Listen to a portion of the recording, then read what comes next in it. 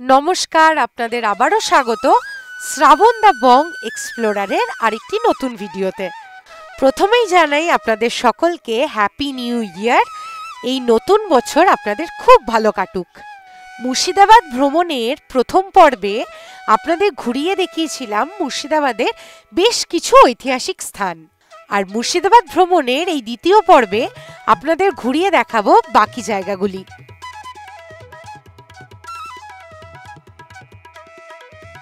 তাহলে চলুন ভিডিওটাকে শুরু করা যাক।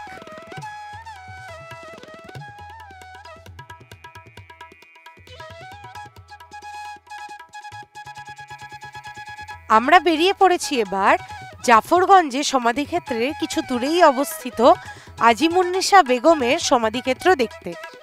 এই যে আমরা পৌঁছে গেছি আজিমুন্নিসা বেগমের সমাধিক্ষেত্রে। আজিমুন্নিসা ছিলেন নবাব মুর্শিদ কুলি খাঁর কন্যা। আজিমুন্নিসার স্বামী ছিলেন সুজাউদ্দিন। মুর্শিদ কুলি খাঁ মারা যাওয়ার পর সুজাউদ্দিন বাংলা, বিহার এবং উড়িষ্যার নবাব হন। কাটরা মসজিদে আদল এই মসজিদটি তৈরি হলেও তেমন বড় ছিল না এবং ভূমিকম্পে তা নষ্ট হয়ে যায়। তার একটিমাত্র অংশই এখনো বেঁচে রয়েছে। এই যে এটি হলো আজিমুন্নিসা বেগমের সমাধি। আজিমুন্নিসা বেগমের আরেক নাম ছিল জিনাতুন্নিসা। আজিমুন্নিসা বেগমের সমাধিটি যেমন সিঁড়ির নিচে রয়েছে আপনাদের দেখালাম, ঠিক তেমনি কাটরা মসজিদে কিন্তু তার পিতা মুর্শিদ কুলি খাঁর সমাধিটিও সিঁড়ির নিচে রয়েছে। এবার আমরা বেরিয়ে পড়লাম কাটরা মসজিদেরই উদ্দেশ্যে।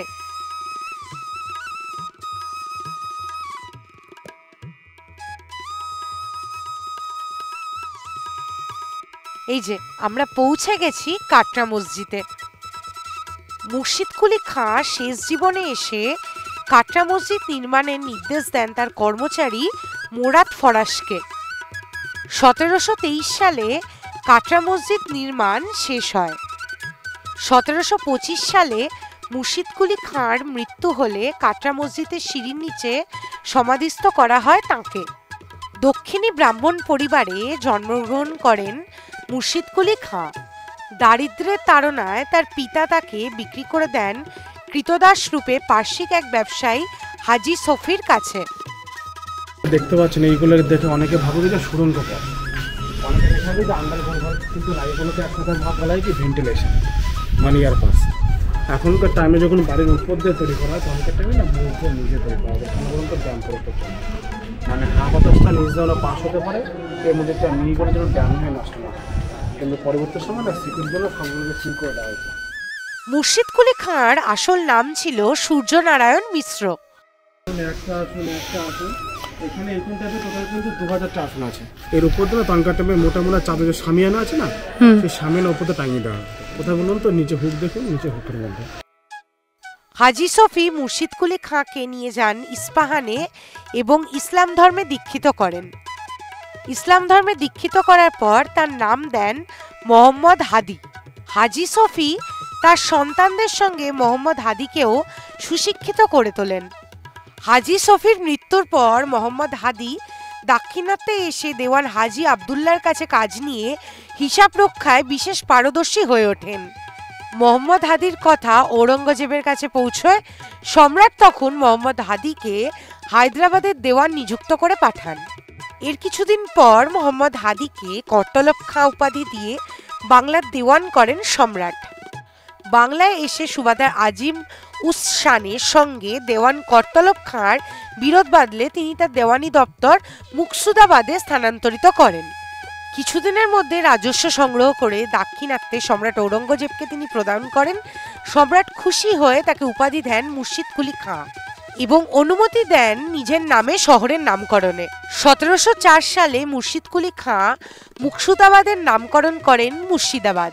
আমরা যে দিক দিয়ে প্রবেশ করলাম সেদিকটা বর্তমানে প্রবেশপথ হলেও তৎকালীন কিন্তু এই দিকটা ছিল মসজিদের সামনের দিক। বাংলাদেশ উড়িষ্যার প্রথম স্বাধীন নবাব মুর্শিদ কুলি খাঁ, যিনি এখনো এখানে নিস্তব্ধে নীরবে সাহিত্য আছে, যার বুকের উপর দিয়ে, যার কবর উপর দিয়ে আপনারা সবাই হেঁটে আসলেন। আমাদের বাংলায় টোটাল 18টা নবাব যে শাসন করেছিল, 18টা নবাবের মধ্যে ইনি একমাত্র নবাব যার কবরটা আপনার এখন শুধু মাটি, তাছাড়া ওপেন দেখতে পেলেন। 1725 সালে মুর্শিদ কুলি খাঁর মৃত্যু ঘটলে কাটরা মসজিদে সিঁড়ির নিচে তাকে সমাধিস্থ করা হয় এবং 14টি সিঁড়ির নিচে নবাবের সমাধি গৃহ তৈরি করা হয়। এই যে ফাঁকা জায়গাগুলি দেখছেন, এগুলিতে তৎকালীন মোমবাতি লাগানোর জন্য ব্যবহৃত হতো।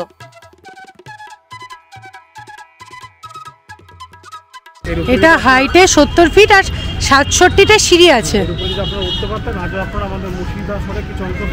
আগে এখানে 4টি এরকম মিনার ছিল। 1897 ভূমিকম্পে 2টি মিনার ধ্বংসপ্রাপ্ত হয়, এখন 2টি মিনার অবশিষ্ট। কাটরা মসজিদ দেখে এবার আমরা চলে এলাম মুর্শিদাবাদের অন্যতম বিশেষ আকর্ষণ হাজারদুয়ারি প্যালেসের সামনে। হাজারদুয়ারি প্যালেসে ঢোকার আগে আমরা আমাদের লাঞ্চটা সেরে নেব। এই যে হাজারদুয়ারি টোটো স্ট্যান্ড, ওখান থেকে সোজা এসে এই যে ঢাকার আদর্শ হিন্দু হোটেল। হাজারদুয়ারি এখান থেকে সোজা গিয়ে ওই যে বাঁদিকের যে রাস্তাটা দিয়ে ঢুকেই হোটেলটি।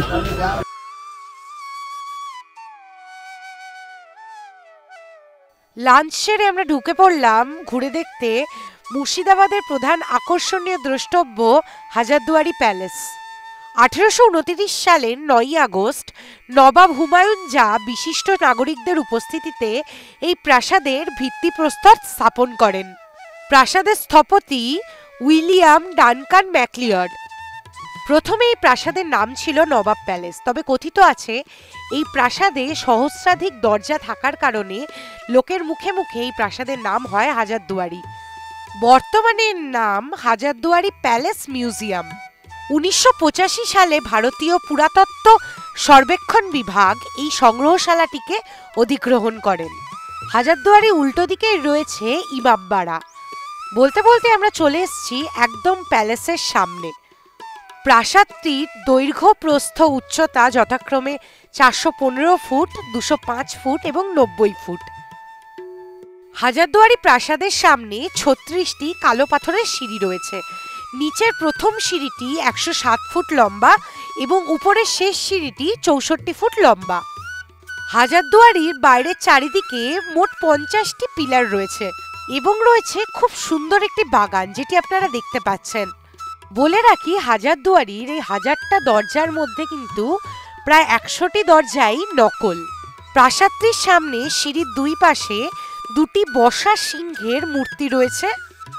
সিংহ দুটি ঠিক পিছনের দেওয়ালে ইংরাজি ও ফরাসি ভাষায় লেখা রয়েছে কাদের উপস্থিতিতে কবে কে এই প্রাসাদের ভিত্তিপ্রস্তর স্থাপন করেন। হাজারদুয়ারি প্যালেস মিউজিয়ামের ভিতরে সংগ্রহশালাটিতে ছবি তোলা এবং ভিডিও করার অনুমতি ছিল না, তাই দুঃখিত আপনাদের ঘুরে দেখাতে ভিতরটা পারলাম না। প্রথমেই বললাম হাজারদুয়ারির সামনে 668 ফুট লম্বা এই শ্বেতশুভ্র স্থাপত্যটি ইমামবাড়া। হাজারদুয়ারি প্যালেসের সামনের প্রাঙ্গণে আপনারা দেখতে পাবেন এই বিশালাকৃতির কামানটি।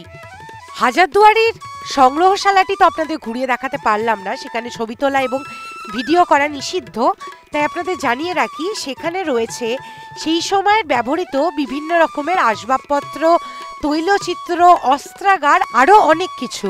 আপনারা এলে হাজারদুয়ারি মিউজিয়ামটি কিন্তু অবশ্যই ঘুরে দেখবেন। জানিয়ে রাখি হাজারদুয়ারি কিন্তু শুক্রবার করে সম্পূর্ণ বন্ধ থাকে। হাজারদুয়ারি সকাল 9টা থেকে বিকেল 4:30 পর্যন্ত খোলা থাকে। 4:30 পর কিন্তু আর এন্ট্রি হয় না। এই যে এই শ্বেতশুভ্র সুন্দর প্যালেসটি দেখতে পাচ্ছেন, এটার নাম ওয়াজিব মঞ্জিল প্যালেস। প্যালেসের উল্টো দিকে রয়েছে জেটি ঘাট।